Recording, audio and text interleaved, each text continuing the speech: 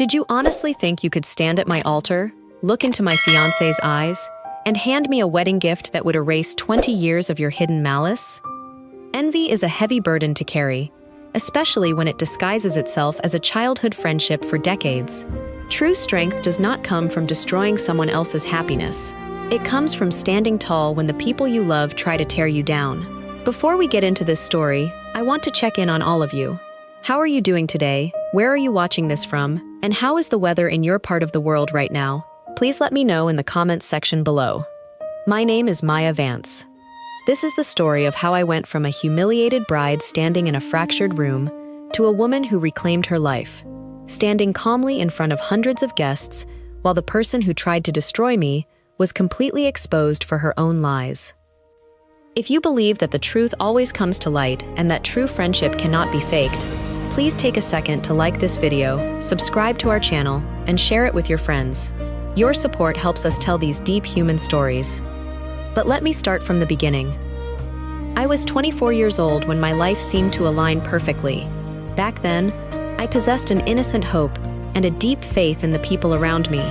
I believed that childhood bonds were sacred and unbreakable, and that if you loved someone purely, they would always love you back.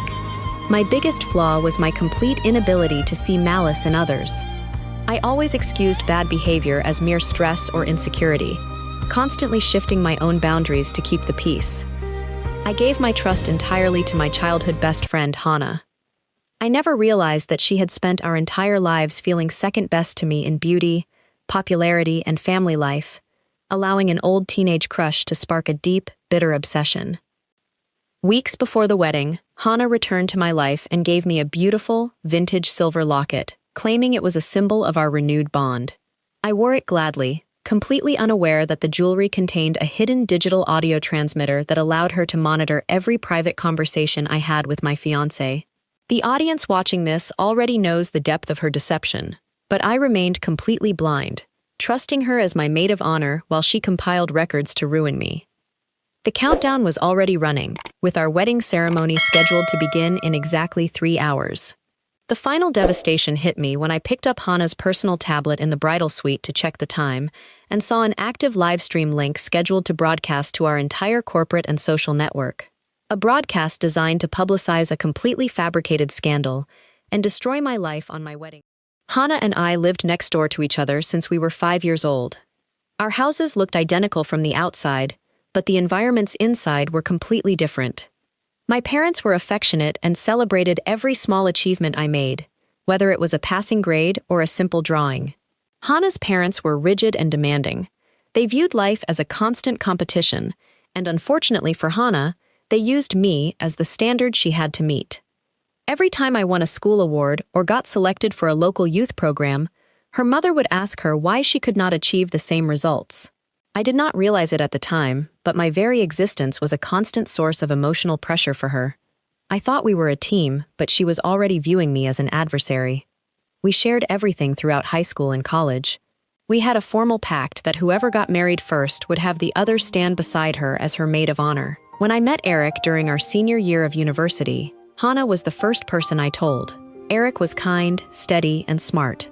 He did not come from immense wealth, but he possessed a drive that I deeply admired. Hannah also developed a crush on him back then, which she admitted to me during a late-night conversation in our dorm room. When Eric eventually asked me out instead of her, I felt incredibly guilty. I offered to step back from him if it hurt her, but she laughed it off. She hugged me and told me that her feelings were just a passing phase and that she only wanted my happiness. I believed her completely, letting my guard down entirely. That was my first major mistake. I started including her in every single aspect of my relationship with Eric. She joined us for weekend dinners, helped Eric plan my birthday surprises, and knew the access codes to our shared digital photo albums.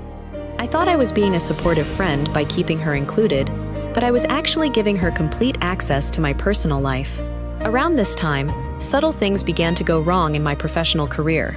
A major corporate marketing project I had spent months preparing suddenly disappeared from my office computer right before the final presentation, forcing me to present from memory. The resulting confusion cost me a promotion I had worked toward for 2 years. Hannah was the only person who had stayed late with me in the office the night before, helping me organize my files. When I lost the promotion, she held me while I cried and told me that the company did not deserve my talent. I never suspected her until a few months later, right after Eric proposed to me. We held a small engagement dinner at my parents' house to celebrate. Hannah volunteered to manage the guest list and coordinate directly with the caterers. During the dinner, Eric's sister, Clara, pulled me aside into the kitchen. Clara looked deeply uncomfortable. She told me that she had walked past the guest bathroom and overheard Hannah speaking to someone on the phone in a harsh whisper.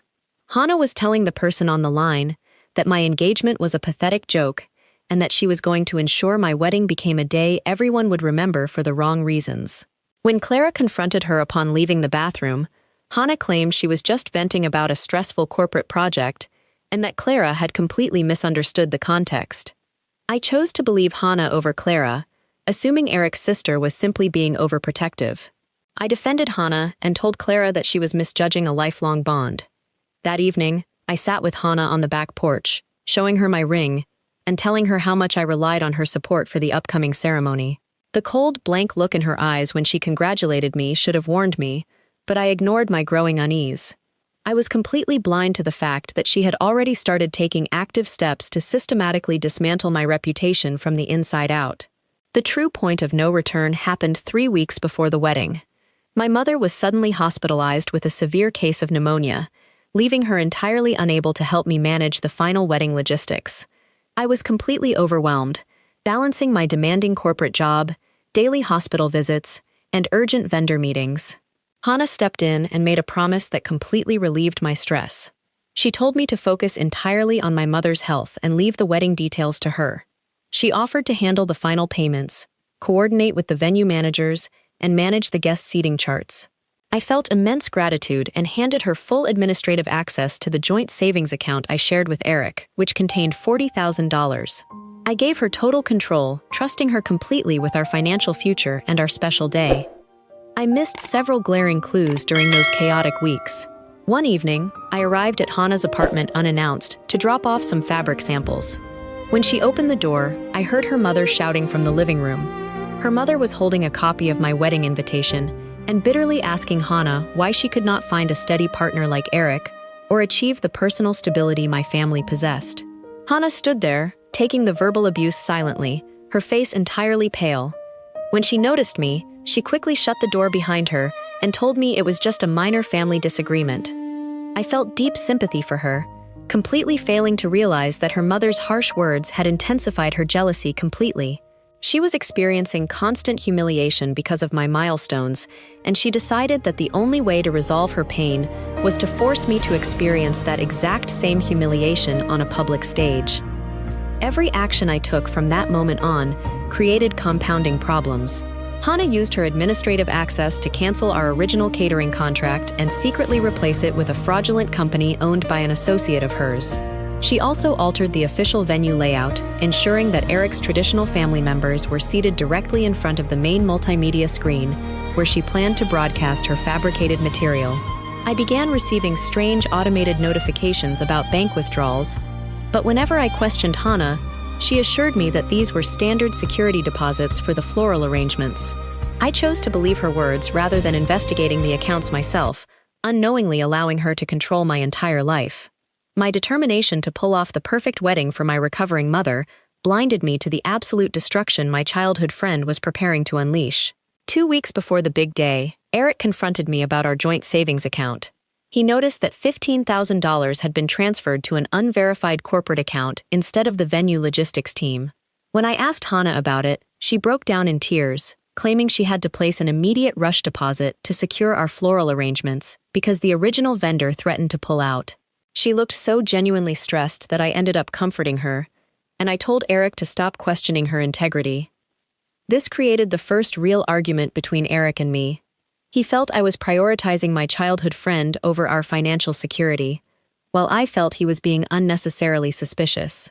Hannah sat between us during dinner that evening, acting as a gentle mediator, but I noticed a strange satisfaction in her eyes whenever Eric and I snapped at each other. She was systematically driving a wedge into my relationship, using our shared assets to do it. The pressure began to affect my mental clarity. I started losing track of appointments that Hannah insisted she had told me about. One afternoon, the bridal boutique called to inform me that my wedding dress alterations had been put on hold because someone calling from my number had requested a complete redesign of the bodice. I rushed to the shop in a panic, completely certain I had never made that call. Hannah arrived shortly after, presenting a perfect solution. She claimed she had the boutique manager's personal cell number and managed to reverse the order just in time. I felt a massive wave of relief, believing she had saved me from a terrible administrative mistake. But that resolution shattered the very next morning when the venue manager called to say our entire reception booking was canceled due to a non-payment of the secondary fee. Hannah had intentionally withheld the payment information to create a crisis, only to resolve it at the last second so she could look like an indispensable savior to my family. I began to question my own reality, wondering if the stress of my mother's illness was causing me to forget vital details. My brother chose sides, openly telling me that I was being too harsh on Hannah and that without her, the wedding would completely fall apart. I felt entirely isolated within my own family network. Meanwhile, small pieces of evidence started accumulating that I simply could not ignore. I found a printed seating chart in Hannah's car that placed my closest college friends in the absolute back corner of the room, while people I barely knew from her own corporate circle were assigned to the head tables. When I asked her about it, she quickly claimed it was an old draft and tore the paper up right in front of me. The true weight of her deception built toward a breaking point in the final week. Eric and I had a private conversation in our apartment bedroom about his family's traditional inheritance gift, a rare pearl necklace his grandmother wanted me to wear during the ceremony. We had not told a single person about this plan. Yet, the very next afternoon, Hannah casually mentioned how beautiful the grandmother's pearls would look with my dress. My blood ran completely cold. There was absolutely no logical way she could know about that necklace, unless she was somehow listening to our most private moments. The dread inside me grew heavy, as I realized that my entire life was being observed and manipulated by the person I trusted most, setting the stage for a complete disaster on my wedding day. The discovery that changed everything happened 48 hours before I was supposed to walk down the aisle. I was sitting at my vanity table, polishing the vintage silver locket Hannah had given me. As I rubbed the metal, the latch felt loose, and the front piece snapped entirely out of place.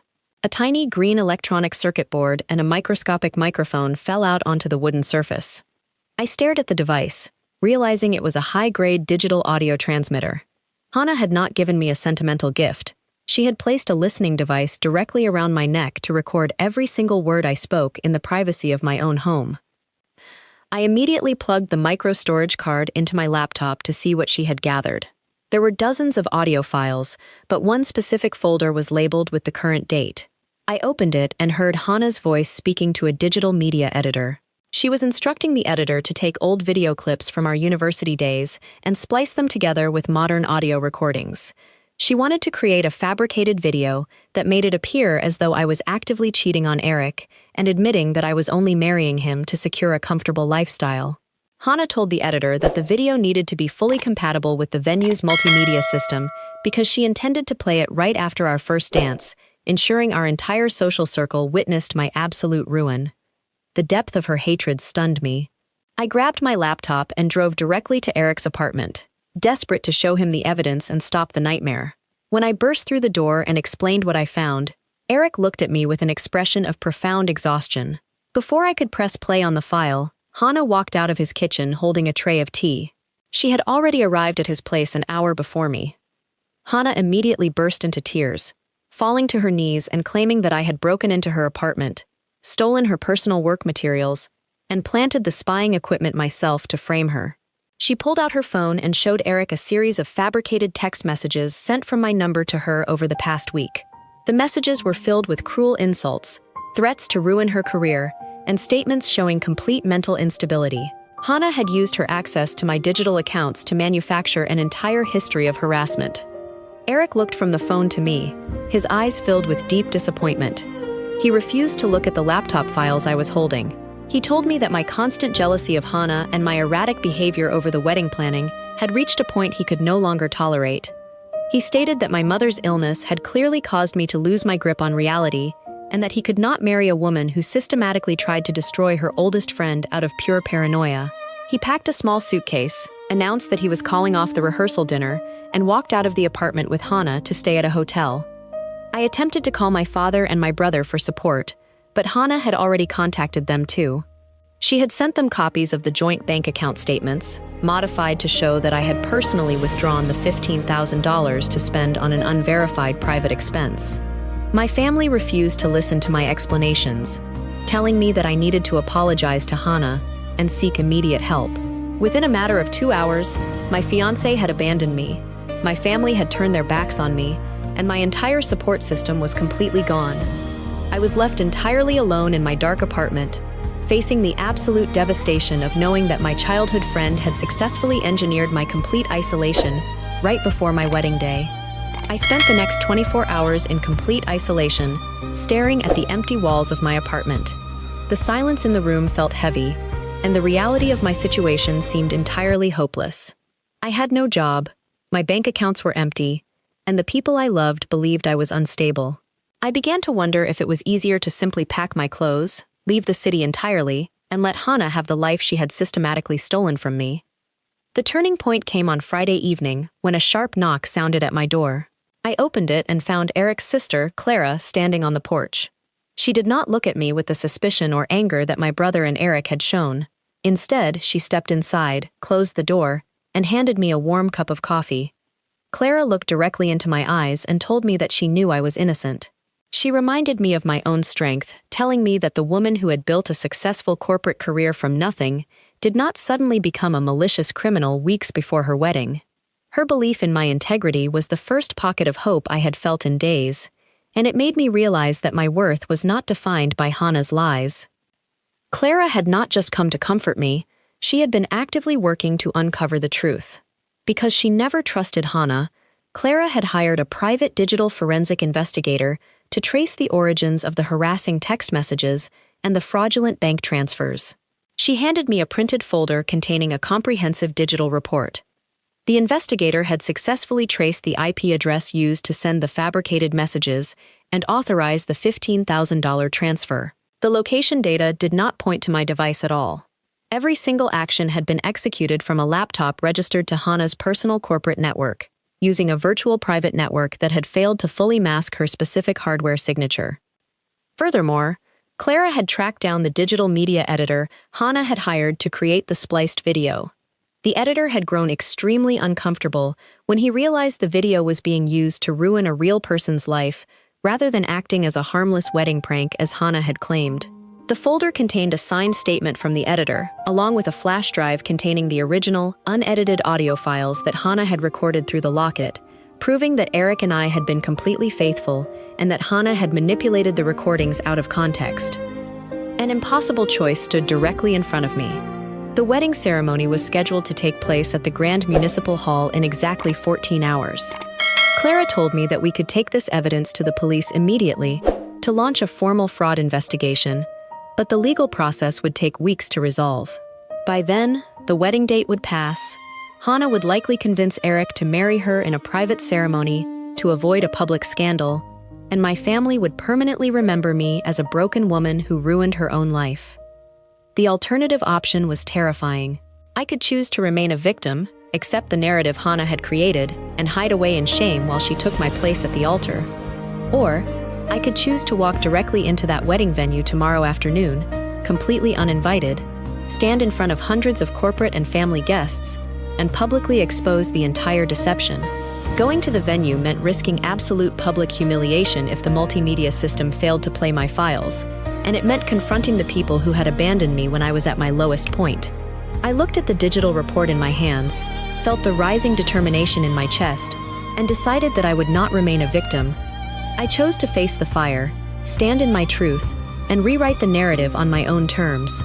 The next morning, the destruction of my life accelerated. I received an urgent email from the Human Resources Department of my corporate office. Hannah had forwarded the fabricated text messages and the altered financial records directly to my regional director. They informed me that my employment was terminated effective immediately due to a severe violation of our corporate ethics policy and suspected internal theft. Within 12 hours, I had lost my fiancé, my family's trust, and the career I had spent 6 years building. The financial devastation hit immediately after. Because Hannah still held administrative access to the joint savings account, She withdrew the remaining $25,000. She left a brief note on the digital ledger claiming the funds were a necessary, non-refundable deposit to secure the wedding decorators. When I called the bank to dispute the transaction, the representative informed me that because I had formally granted her administrative privileges weeks ago, the withdrawal was entirely legal. I had no money left to pay my own monthly expenses or hire a legal representative to clear my name. My physical and mental health began to break down under the immense weight of the isolation. I drove to the hospital to visit my mother, hoping to find comfort in her room, but my brother stood outside the entrance and blocked my path.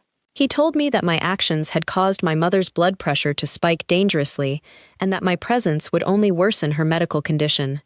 He ordered me to leave and told me that I was no longer welcome at the family home.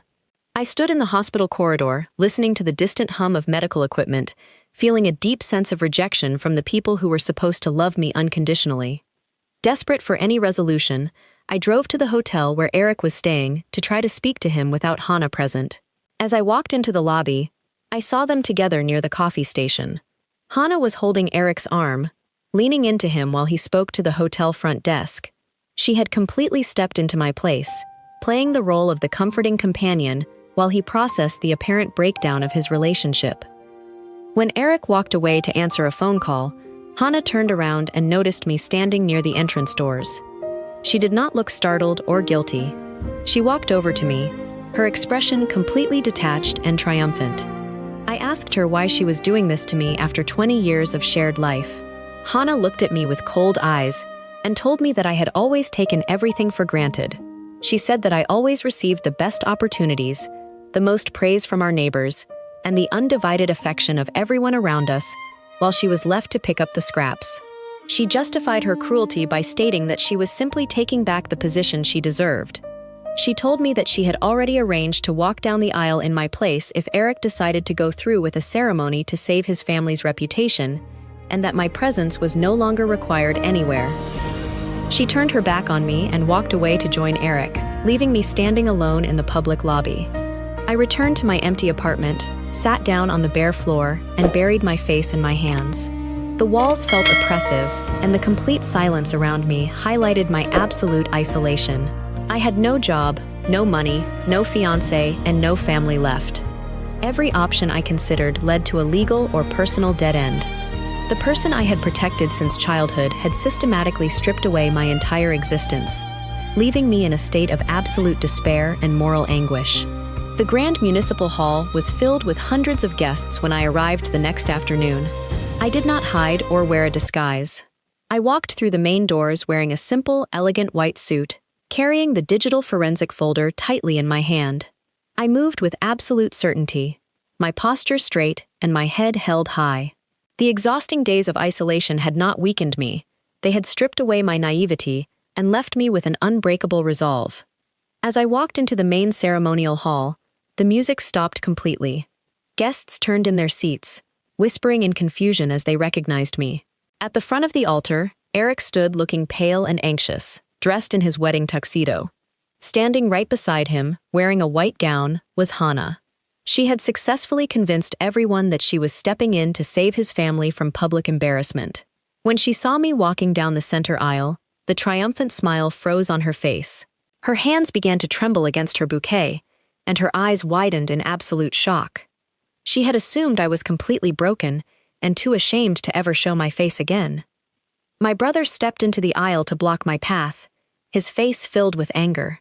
He told me to leave before I caused a scene and further embarrassed our recovering mother. I did not argue with him.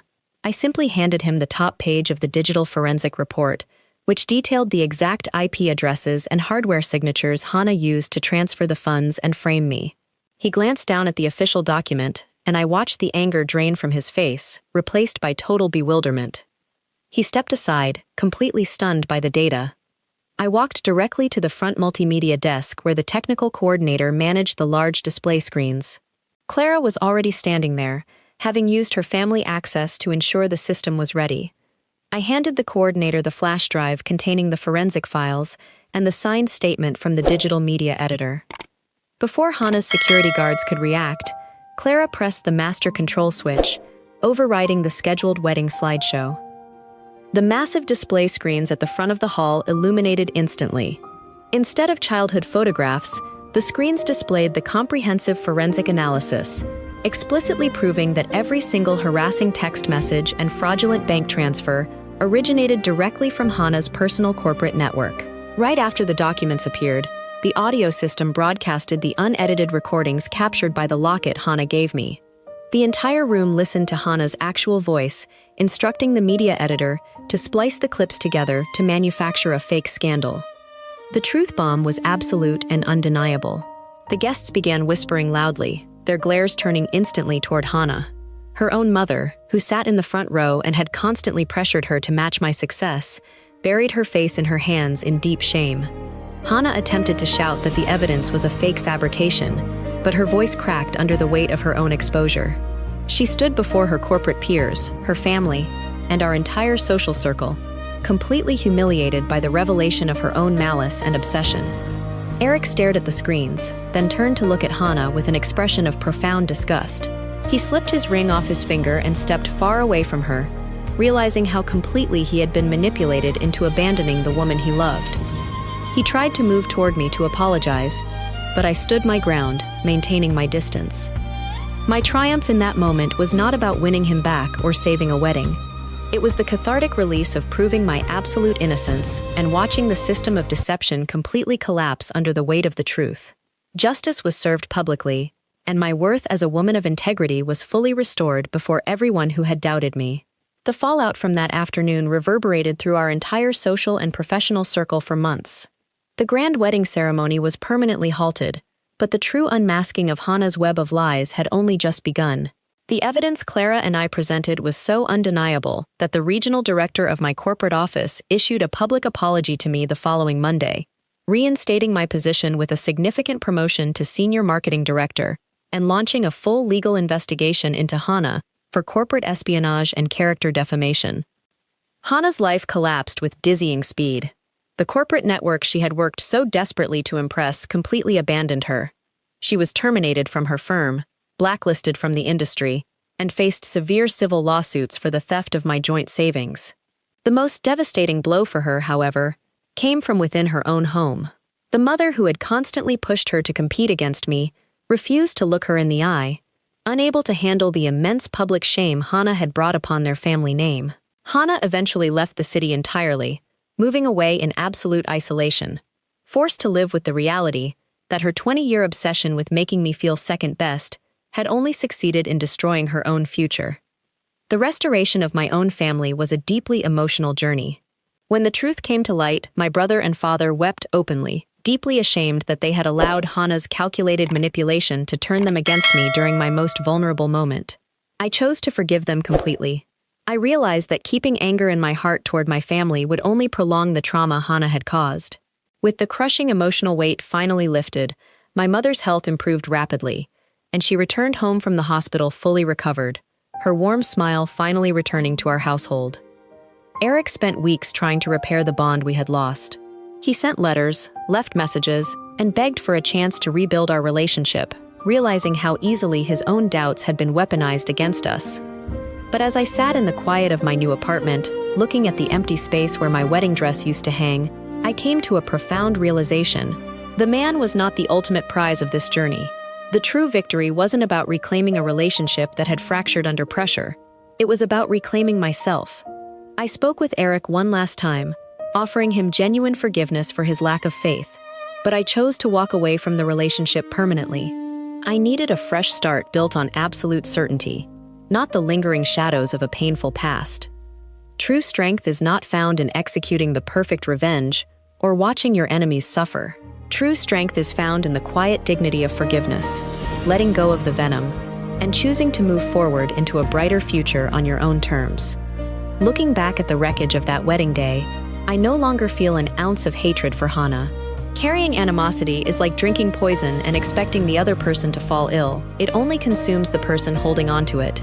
I am completely at peace with the journey, grateful for the trials that revealed my true resilience, and filled with immense excitement for the independent life I am currently building. Thank you so much for staying with me until the very end of this gripping story. If Maya's journey of resilience, self-love, and public justice touched your heart today, please take a brief moment to like this video,